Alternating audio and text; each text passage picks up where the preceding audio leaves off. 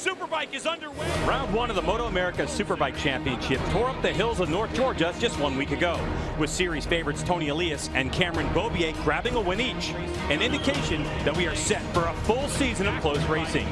Now we find ourselves on the technical tarmac of Texas as the Circuit of the Americas hosts the EBC Brakes Superbike class for the 5th time in MotoAmerica history. Will we see a third winner in 3 races, or will COTA specialist Tony Elias grab his 6th in 7 tries? We find out right now on Fox Sports.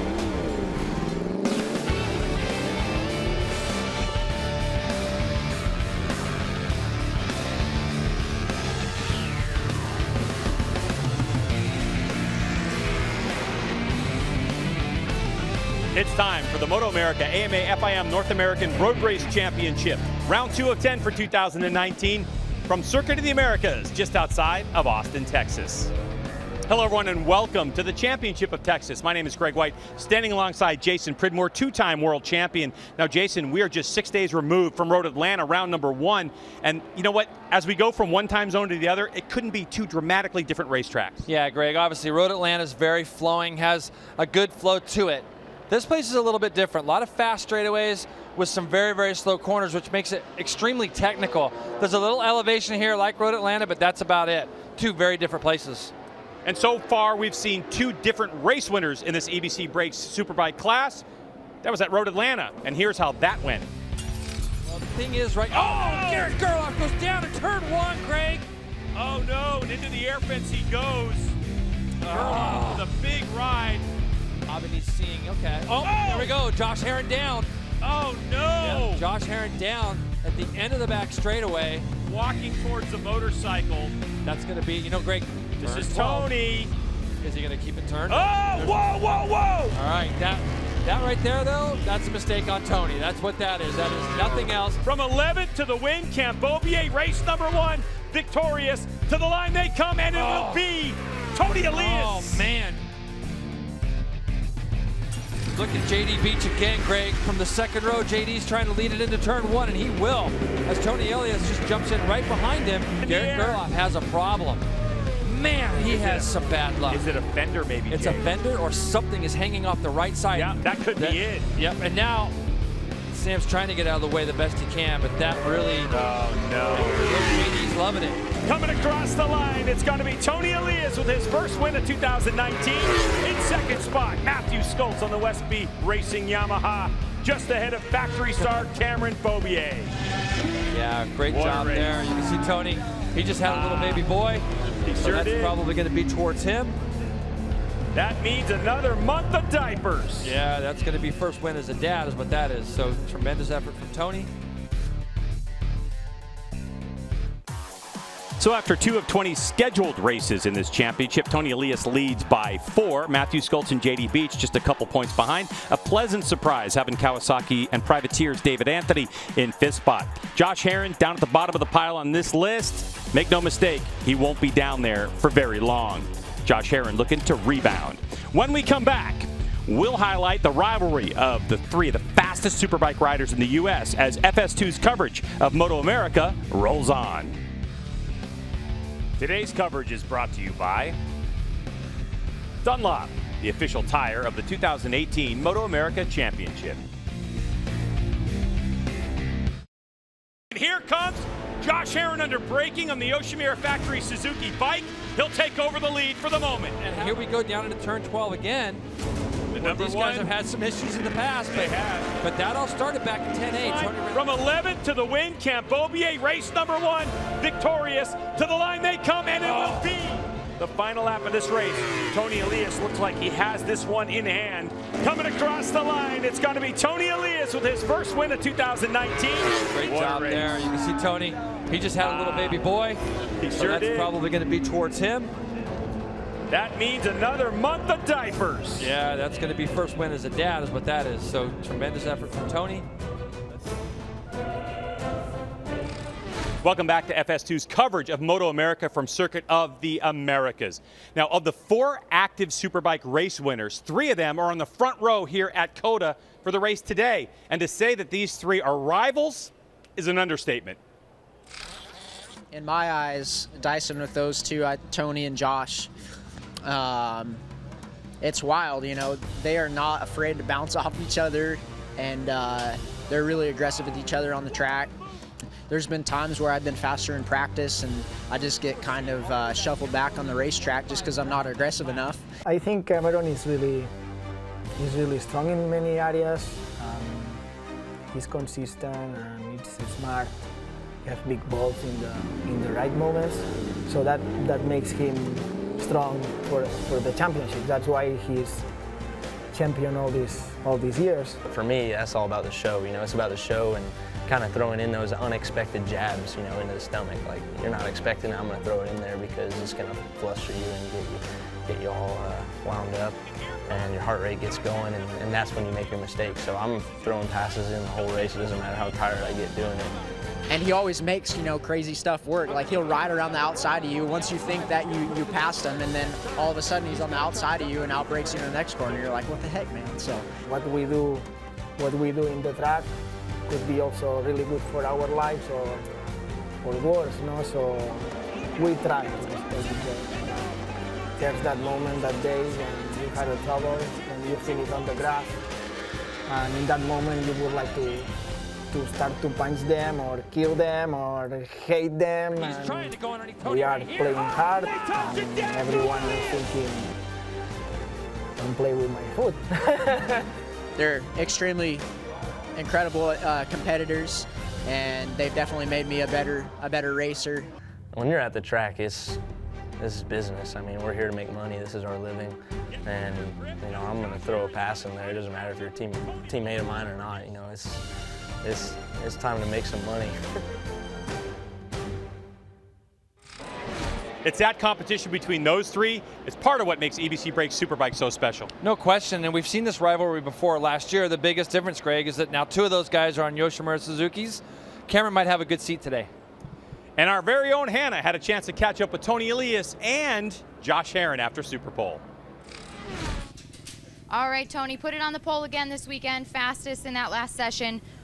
Your teammate was second fastest. What's it going to take to beat him during the race? Well, I'm happy today being 1-2. This is what we need. So this is what we have to work for during the race, and go in front and try to have the Yamahas behind us. And then who will win will be okay. Always will be, if it's 1-2, always will be perfect. So he's strong, so he will be there. But I hope to win. Now, speaking of Josh Herrin, Tony just said he's going to beat you tomorrow. What do you think about that? What's it going to take to beat him out there? Hey, as long as we're 1-2, it doesn't matter. That's all that matters, right? Do you really think that? Yeah. Or would you rather win? I mean, I'd rather win, but this time we're going to work together and pull away. All right, we'll take your word for it. Good luck out there, guys. Thank you. Oh boy, Jason. Looks chippy right now. Yeah, let's take a look at some Super Bowl highlights, because our third place qualifier was Cameron Bobier. Yeah, and he looked really strong in the morning sessions, and we kind of thought, wow, he's going to be right there and put it on pole. But he ended up third in that session, Greg. This guy here rode really well. Josh went out and found himself some time, not just on that qualifying tire, but it sounded like he had a little talk with himself before he went out there, and he found some time. But this guy's kind of the guy around this track, Tony. He's got a fast bike. I like the way he gets into some of these slower corners, and he was able to put that bike on pole position. 208.538, just about half a second, 0.4 of a second off the outright track record set in 2017 for Tony Elias. He's very, very strong here. So Josh Herrin, Cam Bobier, and the rest of the field have their work cut out for them. When our FS2 coverage of MotoAmerica continues, we'll showcase some of the young guns in Superbike looking to disrupt the old guard. Stay with us.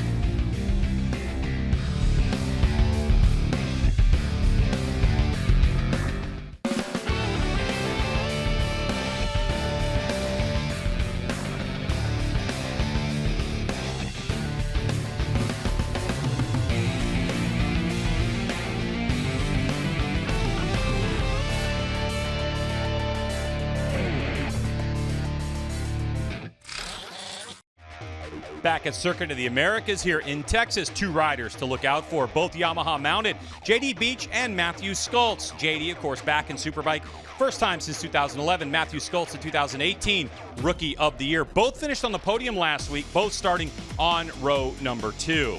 Now, one Yamaha mounted rider was on pole at Road Atlanta, and he didn't have the weekend he wanted to. He's a Texas native. His name's Garrett Gerloff, and he's with Hannah.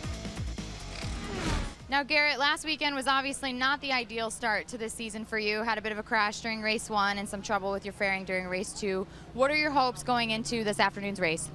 Yeah, it was a bummer last weekend, just with kind of the bad luck that we ended up having after qualifying. You know what happens, but all I know is that, you know, when you're at a low, it just makes the highs that much sweeter when you get there. So hoping it's that this weekend. Everything's felt good so far. We had good practice, and not my best super pole, but that was my own fault, making mistakes and stuff. But feeling good for the race. I feel like we have a decent race set up, and I just want to be there with those guys and fight. That's my goal, and I really want to win. That's I got my pole position last weekend, and my win is coming. So we'll see. I want to be there fighting with those guys until the end, and hopefully be able to make a move and get that first win, especially here at home. That would be nice. So, thanks, Garrett. Best of luck out there. One element that will allow Garrett Gerloff to fight his competition for that race win, Dunlop tires. Now, Dunlop's here in MotoAmerica because they're designing the world's fastest tires. They want to try to find tires and technology that'll allow a motorcycle to go as fast as it possibly can around a racetrack. And the technology they learn here in MotoAmerica directly translates to what they bring to the street. And the latest iteration of track day tire for Dunlop, it's called the Q4.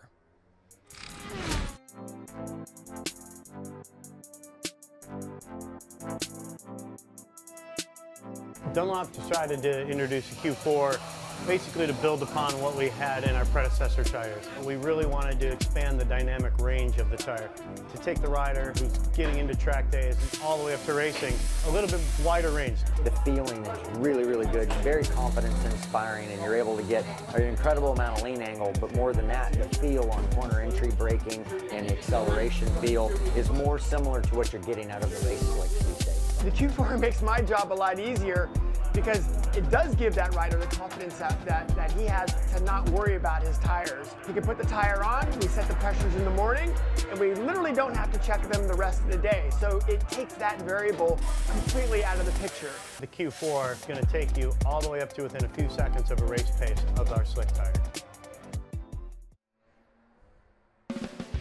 We're getting closer and closer to EBC Brakes race action. Don't go anywhere here. We're going to come back to FS2 after the break.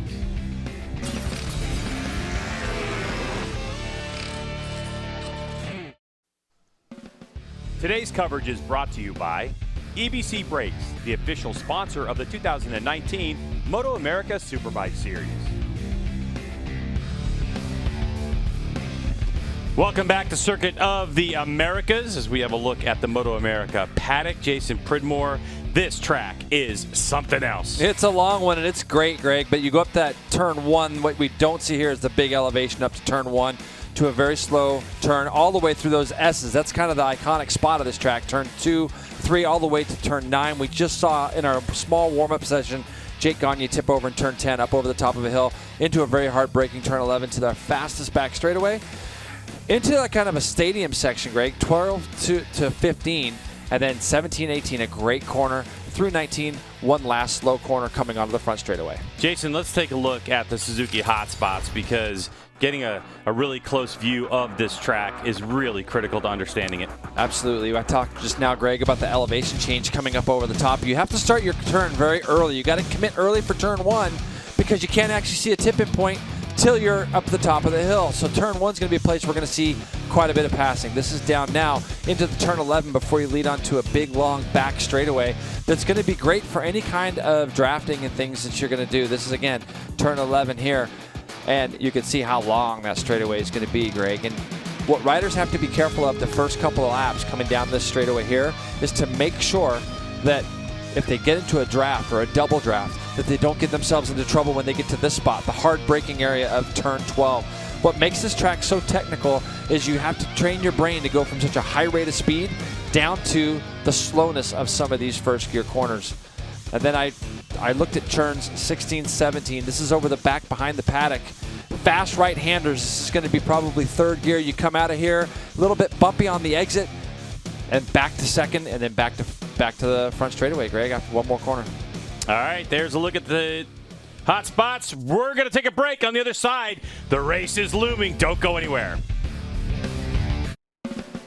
Welcome back, Bikes on the Grid. Jason Pridmore, as we get ready to start race number 1 here at Circuit of the Americas, and we do not see the 31 bike. It looks like Garrett Gerloff, who is supposed to be 4th on the grid behind Tony Elias, is not on that grid. We'll try to uncover that. But right now, upper right-hand, left-hand part of your screen, you're going to see those red lights go on.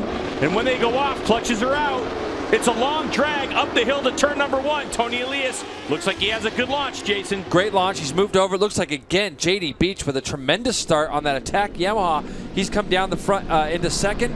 Josh Herron runs just a little bit wide, and he's going to be 5th going down the hill. Look at the amount of spreading out there is. So you got Elias in 1st.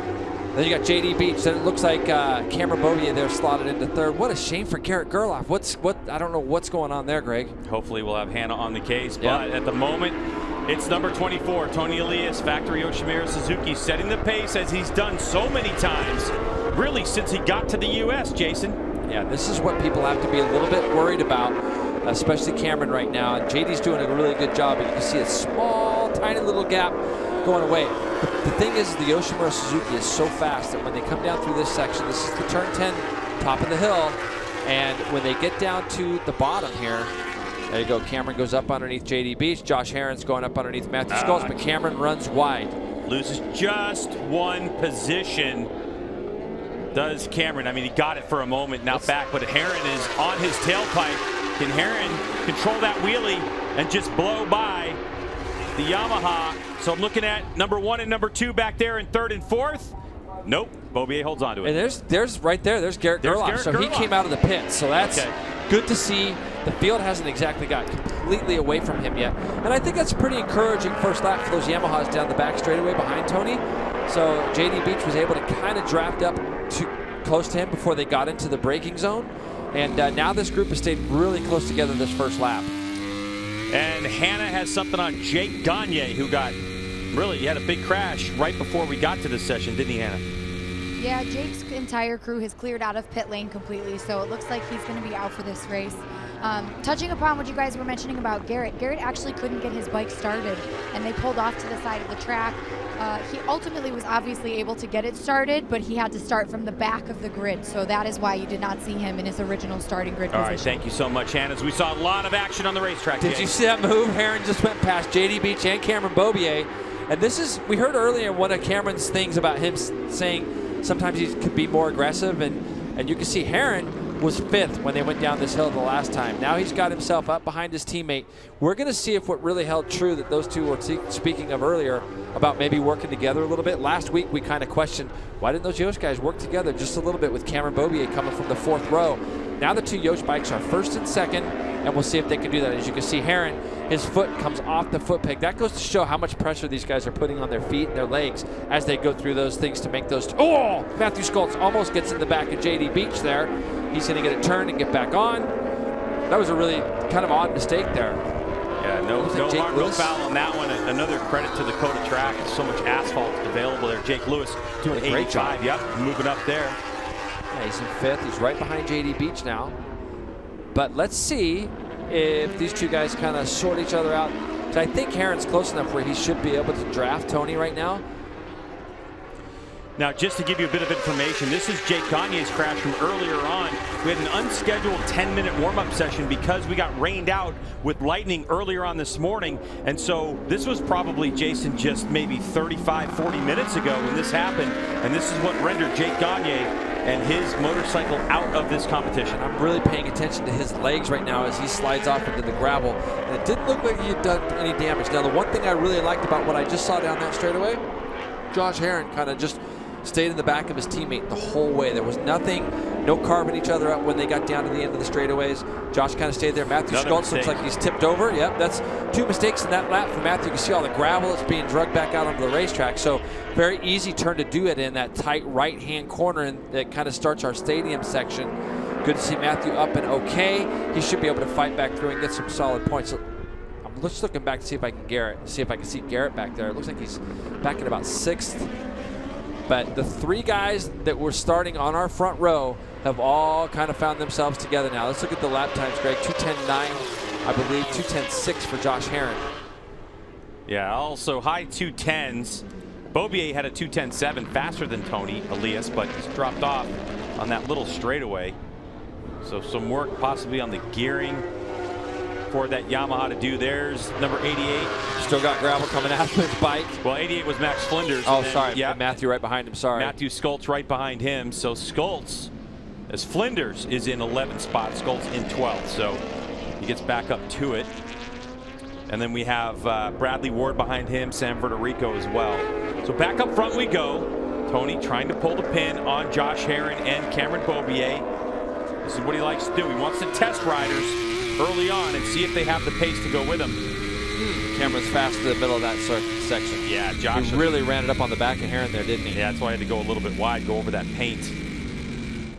Cameron Beaubier, your national champion. He has won a race here before.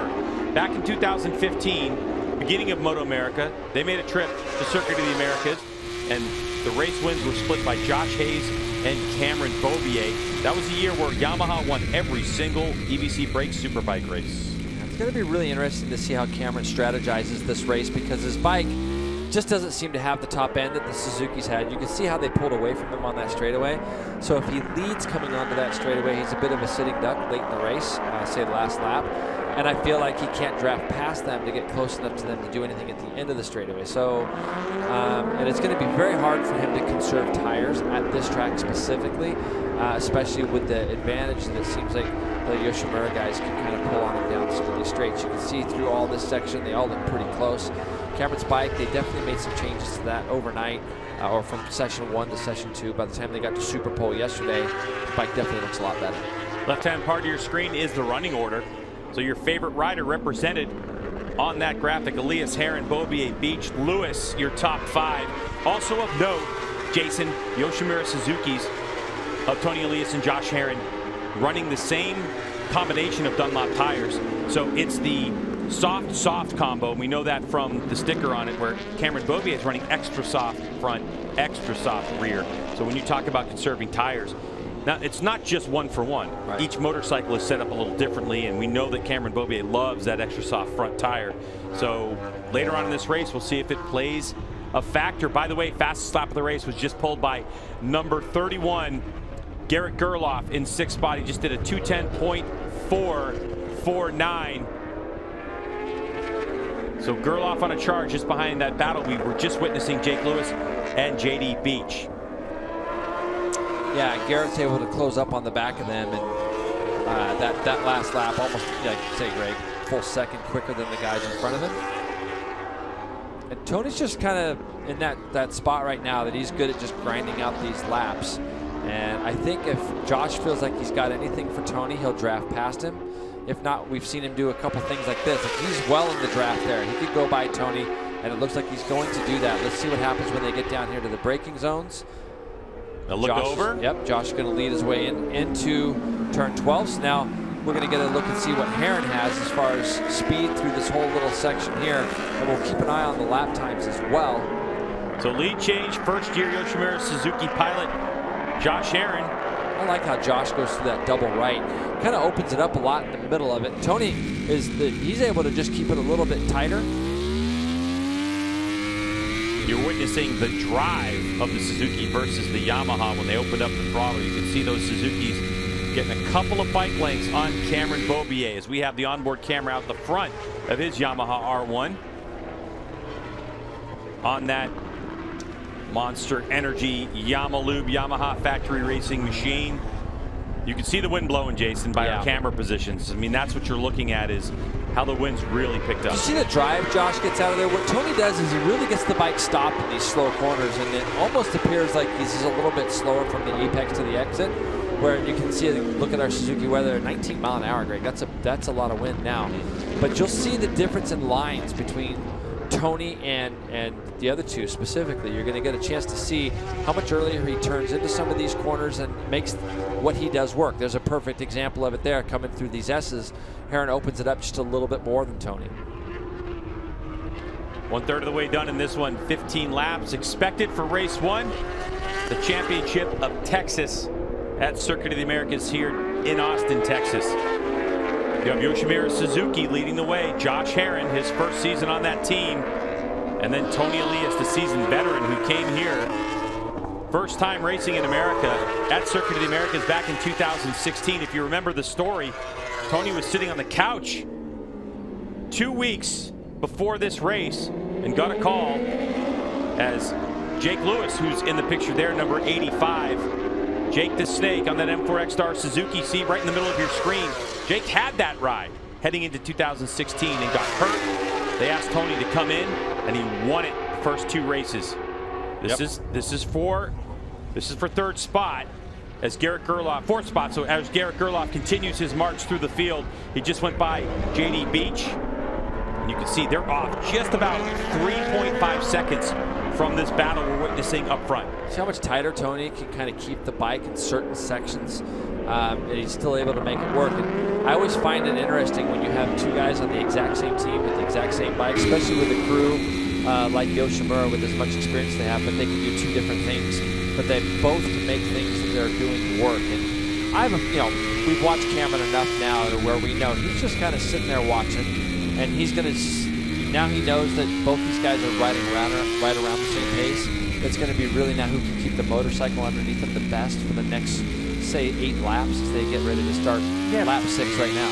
I know what you're saying, Jason, but if you're Cameron, with the acceleration of those Suzukis, where? If you're thinking about it, where are you going to be able to attack and make it stick? It seems to me like it's going to have to be last lap, the very late part of the lap. He's going to work it out, though, Greg, because right now, all he's going to do is try to, if he tried to get away from these guys, I don't think it would be, I think if Cameron felt like he could just jump away from these guys right now, that he would have already tried to make a big pass.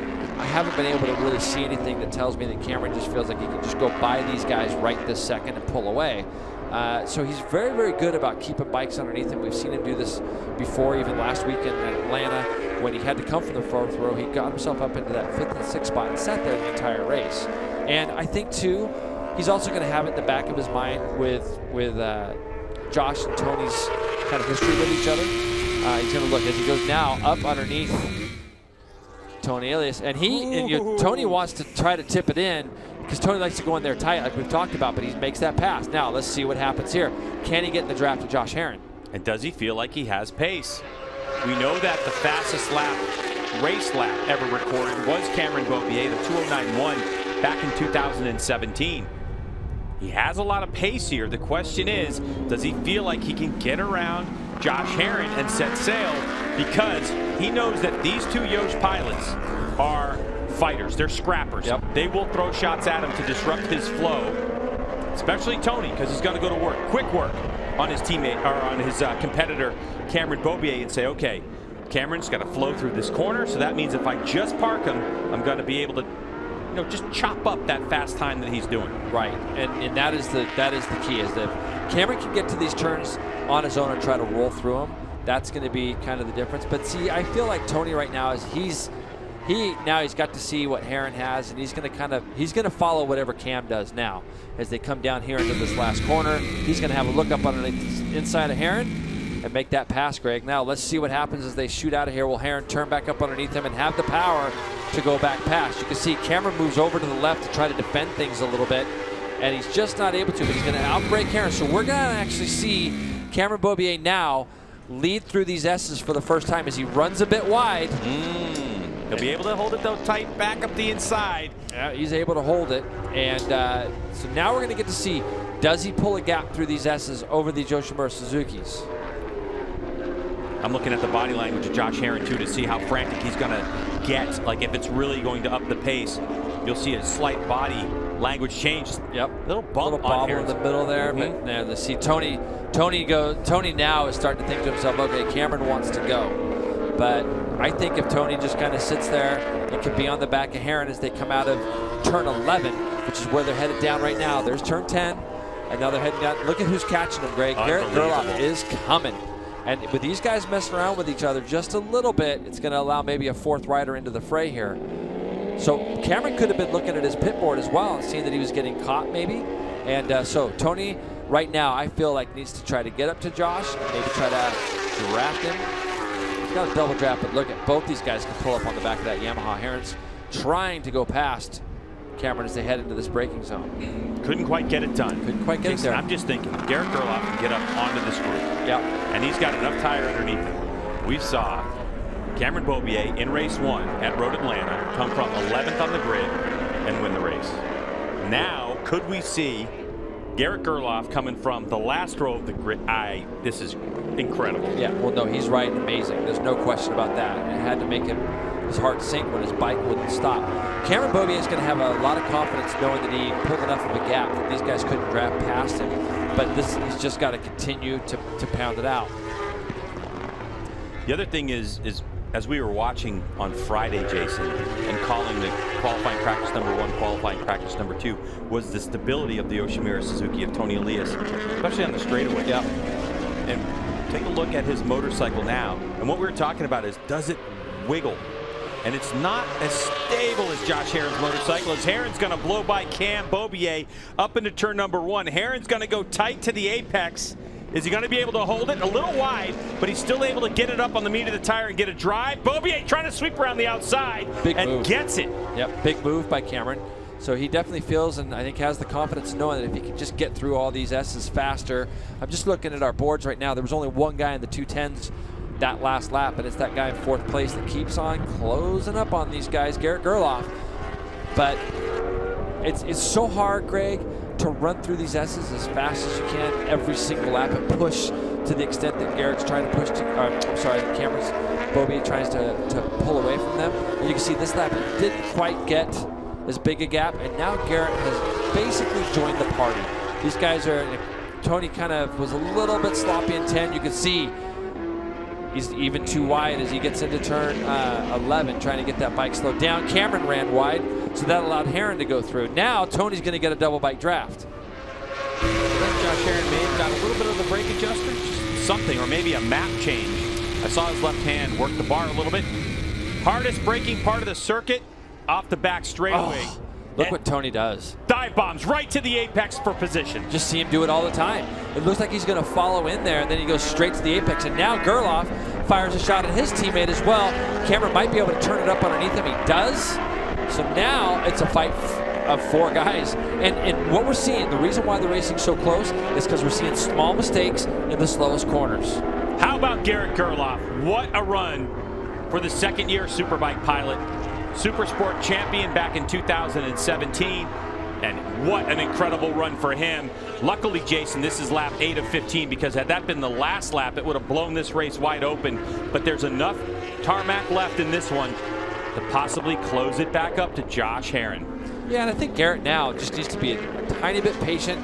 I don't think he's going to be able to get away from these guys, even though he ran those times. It's a lot easier to have carrots in front of you that you can kind of see out there. Garrett right now is lining up his teammate for a pass as they come up into the top of the hill, and he's not quite able to get there. But what's happening now is Herron's just got himself a little bit of breathing room, and these guys are all going to try to collect in behind him to try to just get back on the back of him before they get through to turn 11. And here you go. You're going to see Cameron's leading the way. He gets the bike backed in a little bit, can't get it turned. Tony as well had the rear wheel off the ground. But those little mistakes, and this is what we talk about with track day riders and stuff. Slow corners are so technical. There's only so fast you can go through slow corners. So you've got to get the bike slowed down and get through the slow corners clean, because that's where we make our biggest errors. It's closed back up onto Josh Herron. Only a couple bike lengths between he and Tony Elias, his teammate. Herron on the number 2. Easily distinguished these 2 Yoshimura Suzuki bikes.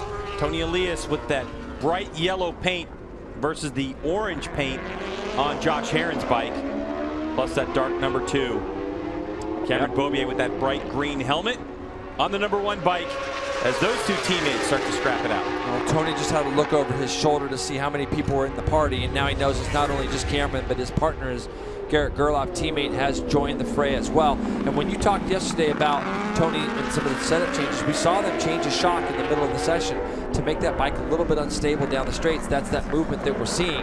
And obviously he was able to give up a little bit of straight line stability for some of the slower sections that you see now. He's got a little bit more grip. And those might have been the trade-offs that he was doing.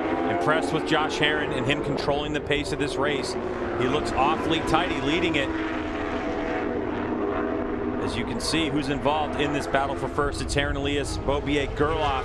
Back in fifth, JD Beach and Jake Lewis. Having a go. Here goes Gerloff side by side with his teammate. Can't quite get that one done. David Anthony in seventh, Cam Peterson in eighth, Kyle Wyman on the Ducati in ninth, Matthew Stoltz in 10th ahead of Travis Wyman. And Garrett wants to be up there, and there's no question. But the thing you don't want to do, especially to your teammate, is try to make a compromising pass in a spot that is going to create a gap. See how there's a bit of a gap there? And I know some of that was, see Tony getting out of shape under initial braking. He's going to be in there a little bit wide, but he gets it turned. But you can see the gap that kind of created when they got side by side going into 18-19. Now I know some of that gap came from that straightaway as well, but it caused both Yamaha riders to kind of check up just a little bit, and you don't want to make it to where those gaps get too big. Now he's going to know that Cameron's going to be able to draw him back up to the back of those Yoshimura. This is the kind of racing we expect to see, as tight as this, Jay. Yeah, every weekend is what I think you'll see between these four guys. Specifically, it's going to be a question of who's going to bridge the gap to them. Josh Herron with a nice clean line over the top of the hill. We know that any left, any right, and it gets quite bumpy. All right, so we've seen it like this before where they kind of close up over the crest of that hill. Now, strategy starts to really play as the laps are winding down. Beaubier trying to find a clean way through. You can see they're almost too wide, three wide going through that corner. Yeah, well, all four of them really took their time to get through there. Now, this is a good shot. Cameron's looking right at the back of Tony. Now, see, he's close enough to draft, Greg. That's going to be a big, and Tony's drafting Herron. Is he? I thought Beaubier for a second was going to lay off the brake lever. Tony's going to go for it, though. He's got to let off the brake lever because he's underneath Herron. And Herron really, didn't get really to the close. apex because Beaubier was there. Yep, but that's just good close racing, and Cameron goes up underneath Herron. Now this is a spot where we saw Cameron have a couple little incidents in years past. I think he fell there twice last year, Greg, once in the rain. And but now the two guys, he probably saw Tony want to take the lead and try to get away, and he doesn't want to allow that to happen. Now what I'm going to be interested to see now is if Garrett Gerloff takes a shot at Herron in the next left-hander, because he was so good in there the lap prior, but Herron looks tremendous through this big long right. Yep, he looks really good there, and Garrett is just going to fall in behind as well. I mean, the last time by, Herron stood at 2:12.0 to lead the way. Everyone else was in the 11s. So the pace had dropped a bit. The fastest laps of the race are in the 2:10.4, 2:10.5 range. So, you know, the pace had dropped just a little bit, and this time by with a lead change, Tony Elias drops it to a 2:11.9. So Beaubier's at a 2:11.7, and Herron at a 2:12.4. Now we're going to get to see Now we're going to get to see what the lap times really are, because Tony's going to put his head down here, I think, for this next lap or so and just see what kind of gap he can open. And here you go. This is at the end of the back straightaway. Tony's committed to going up underneath Herron, and Herron's got the door open just a little bit, but look, left Cameron just enough room. So that's just good, clean racing. And then Cameron was able to turn it back up underneath him when they went into that next right. All through the S's here, these guys all look close and keeping it together. 5 laps to go. 4.5, really. Tony Elias, number 24, leading. Cameron Beaubier on the number 1. You're looking at your last 2 series champions. Cameron's coming after him right now, Greg. You can see it. But watch how Tony will diagonalize his line straight in. You can see how the paths kind of cross. Tony's very good at getting the bike in the lowest gear and then aiming right for the apex. Doesn't leave a lot of room for someone to pass. But see the jump he got off that turn? Now Cameron can't get into the draft like we saw him do last time. We see that he falls back a little, so it's going to be almost impossible for him to pass Tony into this corner on any lap because the gap is too great. He's going to have to do it in the turn before Garrett Gerloff moves up into 3rd. He's going to have to do it into 11 and try to park Tony. But Jason, it plays to how important practice can be. So the question is, if Cameron Beaubier is able to lead Tony Elias, he's going to have to use a line that he might not have tried before, which is he's going to have to go really tight to block any chance of Tony Elias going straight to the apex coming off the back straightaway and take that line. If you haven't practiced it in practice, it's going to be a gamble to do it in the race. You bring up a great point. That said, these two have raced each other so much that Cameron kind of knows, and you can see this little bit of a gap. 32.3 is the fastest that we've seen in this split. Garrett Gerloff right now just ran as well 32.4. but the two at the front are just trying to sneak away right now. Let's look at this lap time when they come across. See how Tony almost looks slow at the apex, but then he can fire off that bike? So good at it. And what it does is if you're behind him, you can't carry that normal roll speed that you'd carry through because you're going to run into the back of him. So he's just so very good at this kind of racetrack where you got to be on the brakes very, very hard, and it makes it really hard for him to pass. The one place that Cameron is tremendous is up over the top of turn 10.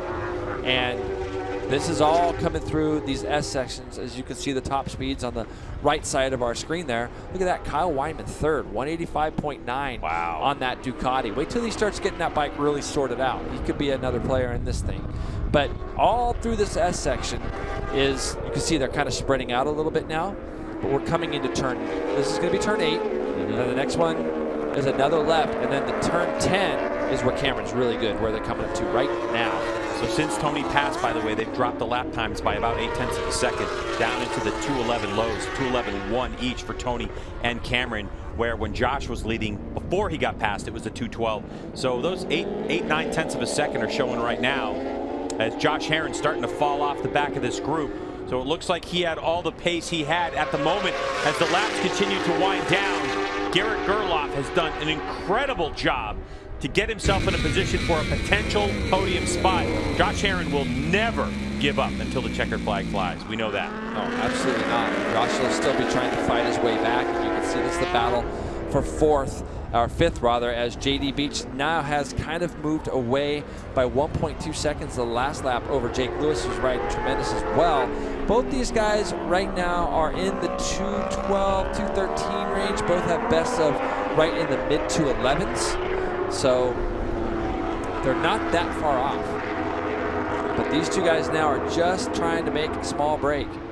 And if Cameron can stay close enough to where he can sniff any kind of draft when they come on that back straightaway, that's going to pull them away from the battle for third.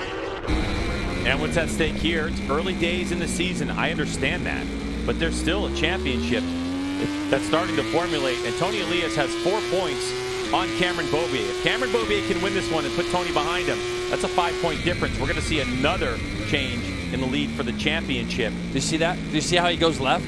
He just diagonalizes the line. Now, he went a little wide there, but it doesn't hurt him because he gets down to the bottom of the track so quick, and then he just pulls the trigger on that Yoshimura Suzuki, and he's got the bike.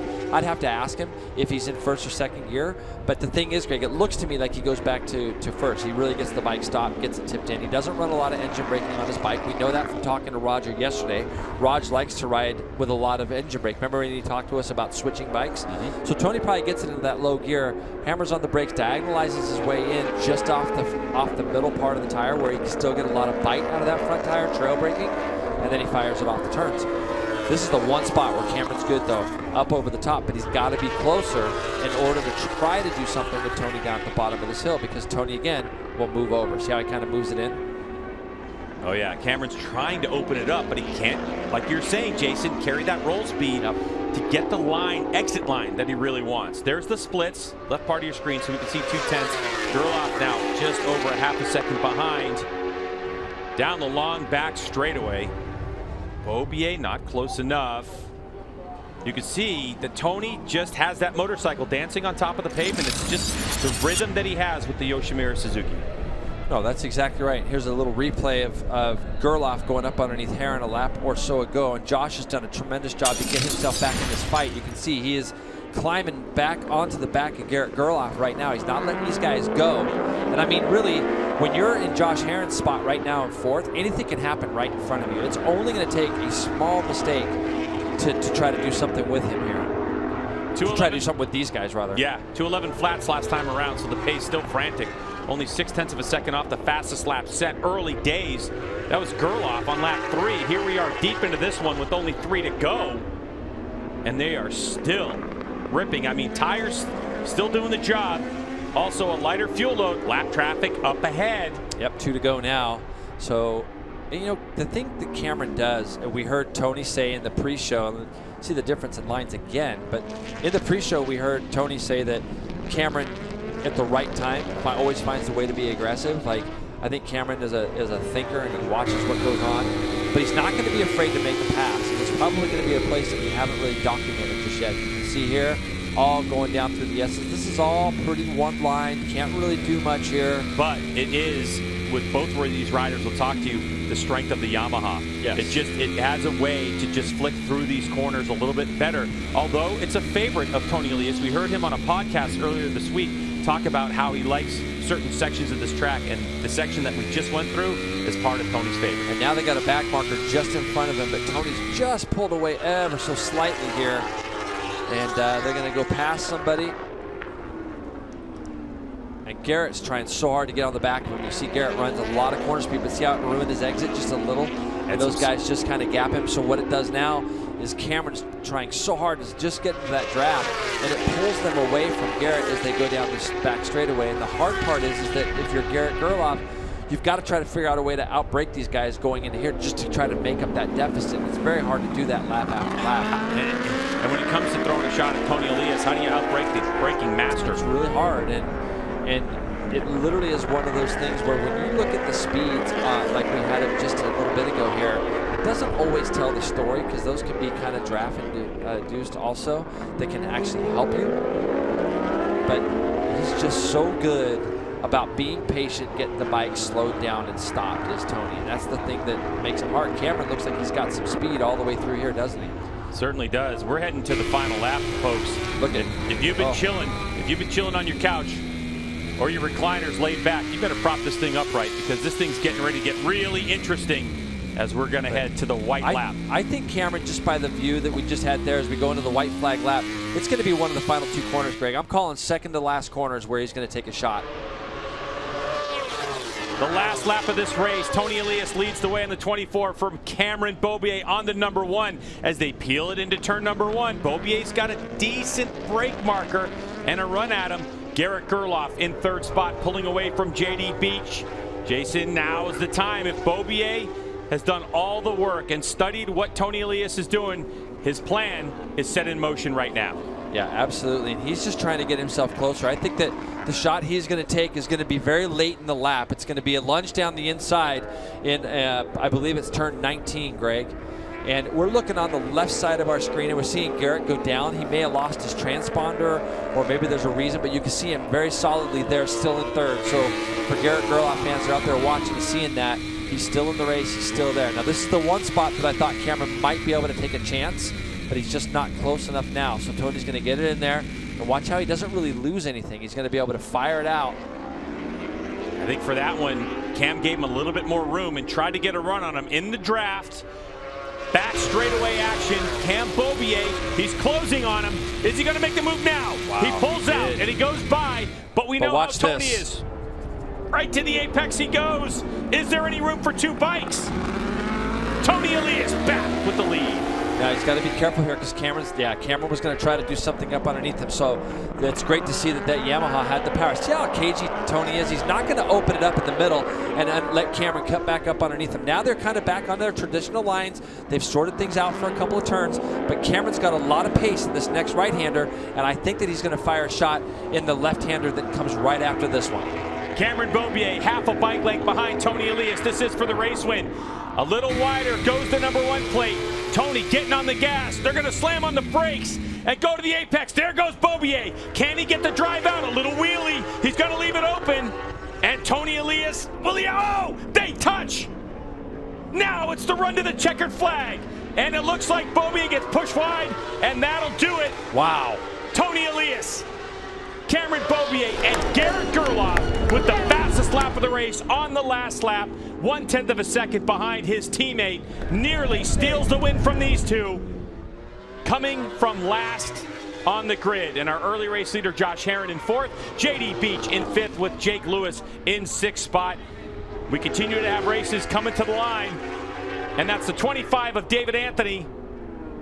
Matthew Schultz and Cam Peterson just behind. So Matthew kind of got back up, and David Anthony makes a mistake in the last corner and allows Schultz. You can see him protecting his line going in there with David Anthony, and he just opened that up enough for Schultz to come back and finish 7th after tipping over. But I hope Schultz saw the checkered flag. I know, he still had head down. Here comes Kyle Wyman right now. So Kyle will get 10th place points, so he'll collect 6 for his effort on that one, and a tremendous amount of data. Look at the wind, just crazy right now, Jason. But G-Dub, this guy is so good here because he forces you into trying moves, and I knew that move was coming from Cameron into turn 19, but it's so hard to make a pass there because you have to commit to getting past, like actually getting past that person, and it ran him just a tiny bit wide and allowed Tony to cut it back up underneath him.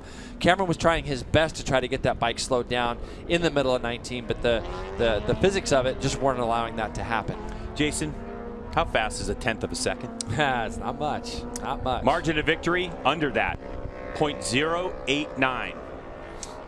89 hundredths of a second. Yep. The margin of victory in this one for Tony Elias over Cameron Beaubier, and just another 1/10.5 back to Garrett Gerloff. So the margin from first to third, 0.2 of a second. Yeah, really good racing, and it didn't look like these guys were touching each other. It looked like good, clean, hard, really good, solid racing. And here's the other thing really to point out. When we come to Circuit of the Americas, we've seen some large margins of victory in years past, Jason, and it's a 20-turn, 3.4-mile, very technical course. The fact that normally we can see on technical racetracks a larger margin of victory, somebody running away. The fact that Tony Elias and Cameron Beaubier fought it out, but Garrett Gerloff, fastest lap on the last lap of the race. Man, if we can just get Garrett Gerloff to take his normal grid position. Just get a little luck. That's he all might Garrett check needs. out tomorrow. Yep. No, and you and I talked about this. You know, we're always talking, our Greg and I, and Greg kind of thought, you know, maybe they'll be, he just kind of felt like there was going to be a runaway winner today. And it's in the past that can kind of happen at this track. But that was a great race. And I think if you look here, having Cameron Beaubier, that's going to give him a lot of confidence that he was able to get in the draft of that Yoshimura Suzuki, and he'll learn from that. It's so hard to open up the line going in there and know that Tony's behind you, because he's going to go straight to the apex. And here we go. This is all coming out of turns 17 and 18, and he made the big shot down the middle, but see, it's going to run him just a bit wide right now and not allow me to see the thing wheelie in a minute. And then as they come out of there, yeah, and then, but that was part of what I was talking about, Jason, isn't it? Like, he tried to do a Tony Elias on a bike that's not set up to do a Tony Elias. Yeah, I don't know if it could be some setup. You know yeah, exactly what you mean. Yeah, I do know exactly what you mean. But the other thing that you got to look at, if you go back and we could look at this, you know, over and over, obviously it's great, but how much room did Cameron give Tony going into 18? Because what ends up happening is as this stuff happens more and more and more, the space between the two riders gets less and less. And if he's a tiny bit closer to Tony on tip-in, that's going to change his angle as he comes out of that corner also by opening up that radius if he's able to. But really, you can't fault anybody. That was just tremendous racing. Parc Fermé here at Circuit of the Americas. And Jason, wow. 6 out of 7 times Tony Elias has taken the starting grid here at COTA. He's come away victorious. Just an incredible, incredible record for him. And don't forget, Tony lived in the MotoGP paddock for many, many years, Jason. And there are so many people that love Tony Elias when he, you know, came in and out. It was years in this paddock. So look at the bottom of your screen as the results as you have Tony, Cameron, and Garrett. Then you have Josh Herron, JD Beach, Jake Lewis, Matthew Schultz, David Anthony in 8th spot, Cameron Beaubier, or Cam Peterson, and Kyle Wyman. We will take a break on FS2. When we come back, we're going to hear from these racers from Parc Fermé.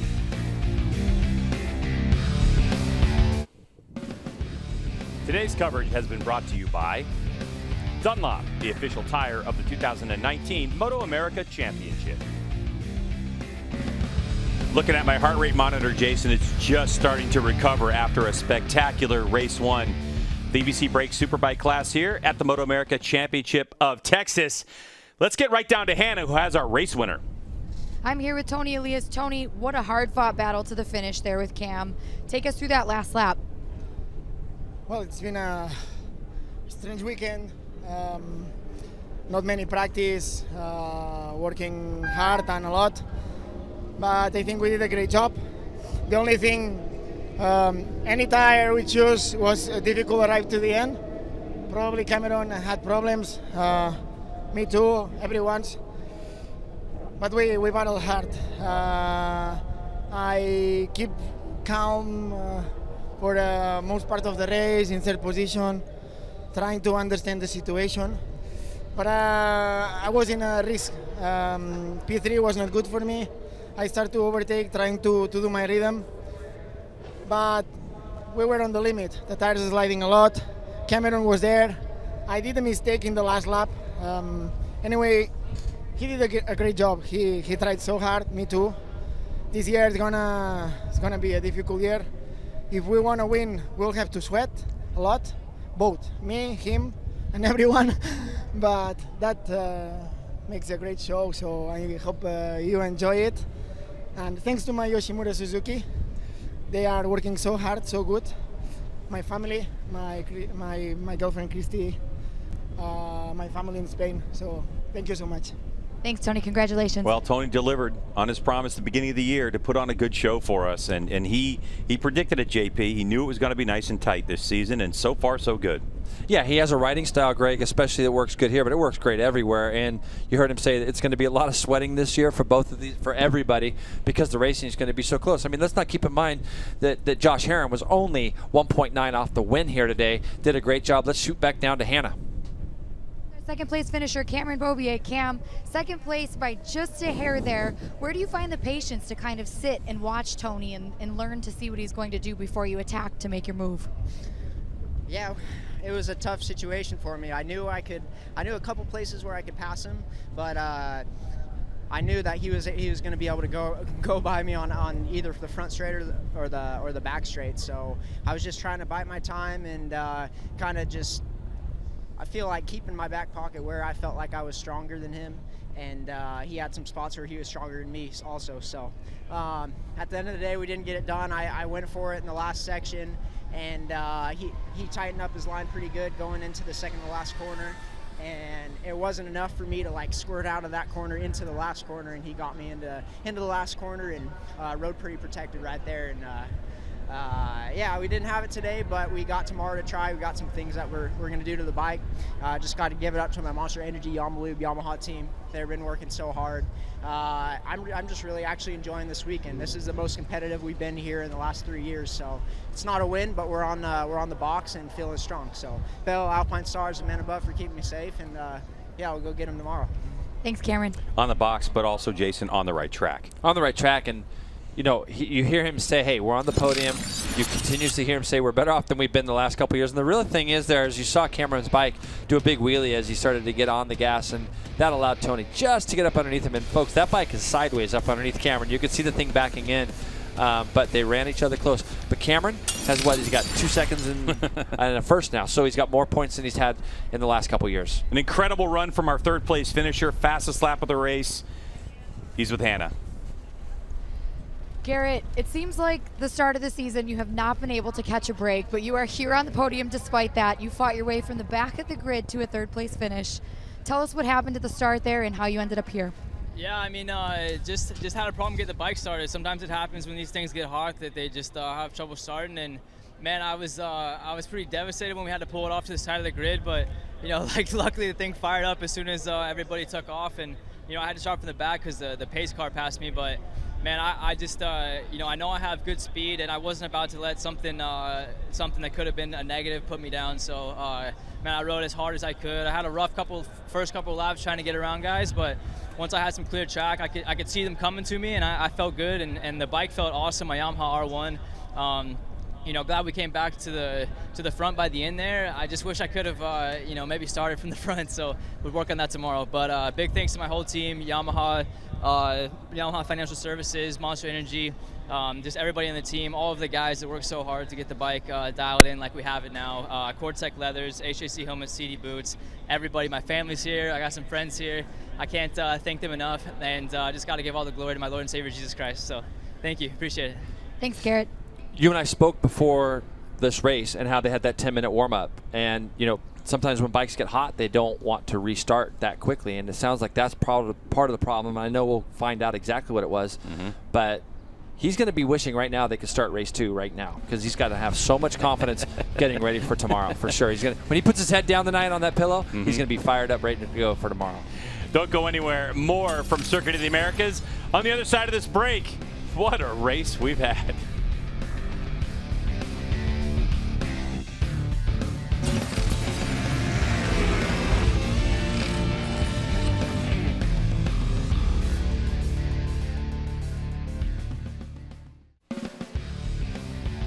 Teamwork makes the dream work, but Jason, this is the dream. to be on top of the podium, stand on the podium here at Circuit of the Americas. You're doing it in front of the world, really. Yeah, the MotoGP crowd's getting a chance to see what MotoAmerica is all about. I know Wayne Rainey is very happy to see such a tight race in our series in front of the world, in front of all the important bosses and things that come in for MotoGP. You see Pat Alexander, who's been with Suzuki for a number of years, collecting the manufacturer trophy there. Jason, what's it really feel like? I don't know. To be on top of the box. No, be on top of the box. You've won races and been on top of the podium. Yeah, it's a great feeling. It's nice because you see all your friends and family and people there that are that are happy for you. They see the work that you put into this kind of thing. And I know for somebody like Garrett, when you come close to your hometown, it's a neat thing as well. 1993 500 GP champ Kevin Schwantz on the podium with everyone. Here's a look at the final results. Jason, Tony Elias, margin of victory .089. Garrett Gerloff in third spot. Josh Herrin, JD Beach, and Jake Lewis with Matthew Skoltz, David Anthony, and Cam Peterson rounding out the top 9. A good result for Cam Peterson and that team as they continue to work on the number 45 machine, the Omega Moto Yamaha R1. The South African enjoying a resurgence in the EBC Brakes Superbike class. All right, Jay, so podium celebrations continue here, getting some interviews over the PA. Yep. How about some key moments of this race, Jason? Because there was a lot of action. This is the pass that actually sealed the win. Well, we thought was going to seal the win for Tony as Cameron drafted past him down that back straightaway. But I could kind of see this lining up the lap before. And you can see he gave him some room in there. You see how much room he had? Because he had to get down to the apex, much like you were talking about, and down in turn 19. And it gets pretty tight in there. It's a very, very hard place to make a pass. But Cameron's not just going to let him walk away and win this race. He's going to fire a shot, and that's exactly what he did. Tony was able to just turn it back up underneath him and beat him to the next corner. Tony takes to the line, celebratory. You gotta be kidding me. I mean, it was probably in Spanish. I'm just guessing. But yeah, probably so. A great effort from Tony, celebrating that as he stands on top of the podium. As Garrett Gerloff gives an interview to our guy, Jonathan Green. All right, so here's a look at the point standings. 9 points of difference, so add in Tony Elias. Matthew Skoltz tied with JD Beach at 30 back. Jake Lewis.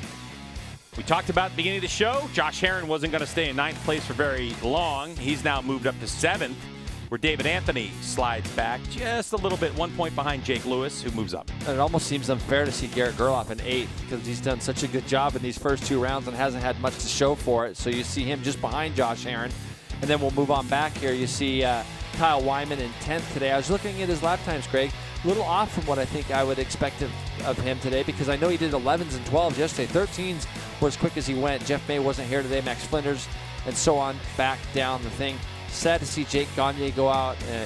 We'll be trying to follow that up to give everybody an idea tomorrow. Hopefully he just dinged up his leg and it's sore. He didn't do any extra damage to it. The good news here at Circuit of the Americas for Jake Gagne is that we have the mobile clinic here with MotoGP. Yes. We'll be back. More coming at you from COTA as Tony Elias celebrates his 2nd win of the year.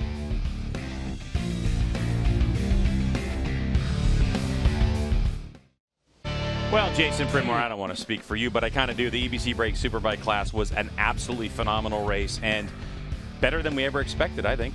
Yeah, I agree with you. I think this track sometimes can offer up some runaway victories, but this year the competition, I think we've been talking a lot about it during the offseason. We knew that there's going to be some big fights at the front, and today was really a big fight at the front. The whole race was contested between 3 to 4 guys, and at the end, Tony Elias comes out on top.